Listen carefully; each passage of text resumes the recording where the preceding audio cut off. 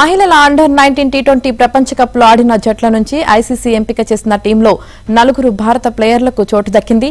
అదిరే ప్రదర్శన చేసిన తెలుగు అమ్మాయి గొంగడి త్రిషతో పాటు కమలిని, ఆయుషి, వైష్ణవి ఈ జట్టులో స్థానం సంపాదించారు. అటు హైదరాబాద్ చేరుకున్న గొంగడి త్రిష కేసరికి శంషాబాద్ ఎయిర్పోర్ట్లో ఘన స్వాగతం లభించింది. తల్లిదండ్రుల ప్రోత్సాహం వల్లే ఈ విజయం సాధించానని త్రిష తెలిపారు. మిథాలీ రాజ్ తనకు ఇన్స్పిరేషన్ అని అన్నారు.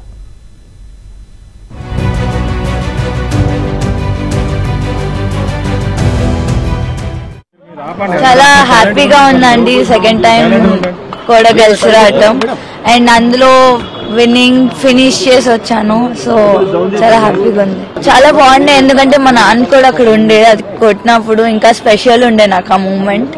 అండ్ ఫస్ట్ సెంచరీ కొట్టినందుకు కూడా చాలా స్పెషల్ మూమెంట్ అది నాకు. సో లాస్ట్ టైం అంత ఆపర్చునిటీస్ రాలేదు. వచ్చినప్పుడు కూడా ఆడాను, కానీ లాస్ట్ 3 runs ఉన్నప్పుడు అవుట్ అయ్యాను.